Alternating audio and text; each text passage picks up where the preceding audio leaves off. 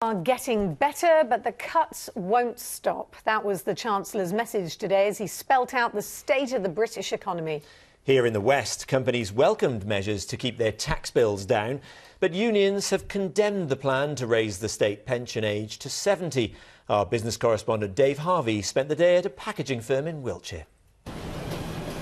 They've been flat out making cardboard boxes here in Cricklade today, and when this place is busy, it really matters. Let's go through, following the forklift, to see how many boxes are piled high in this warehouse. Look at that, floor to ceiling, and all these destined for West Country manufacturers to put their products in. This kind of stuff here, that's for your silicon high-tech stuff, a lot of that in Swindon, plastics, electric drums there. All this matters because if this place is busy, it means there's more manufacturing going on. So, are they busy? Our business has grown by 12% in the last year, which has resulted in a record year for us. And as they grow, they'll be hiring. But here's the catch. Firms like this still can't afford to give everyone a rise. The challenge is we need to wait and see how sustainable the recovery is. There's lots of pressure on margins in our business as well. So obviously what we don't want to do is put ourselves in a position where if there is a downturn at the end of the year, we're looking to make people redundant. So you can take people on, but you can't give them pay rises. That's the sort of conundrum businesses face. Yeah, it is, very much so.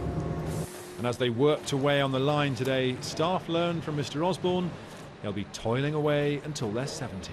The thought of working for the next 45 years of my life is a bit of a daunting one, really, and more to the point, where has that boundary stopped? Next year they could say it's another year, it's another 2 years. I don't think people will be chuffed at the idea of working until they drop.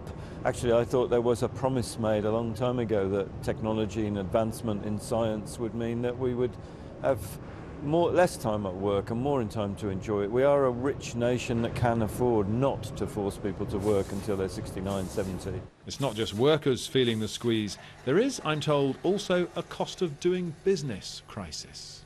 Companies were quite happy to take on and pay employment costs, but on top of that there's a tax of 12 or 13.8% on top of that called national insurance. So it's a tax on jobs effectively.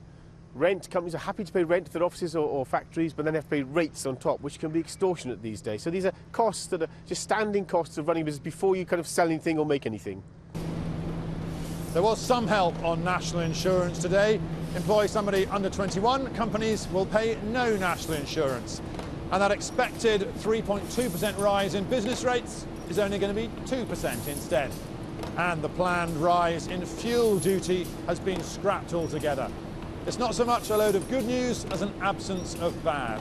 And that rather sums up the mood in West Country business tonight.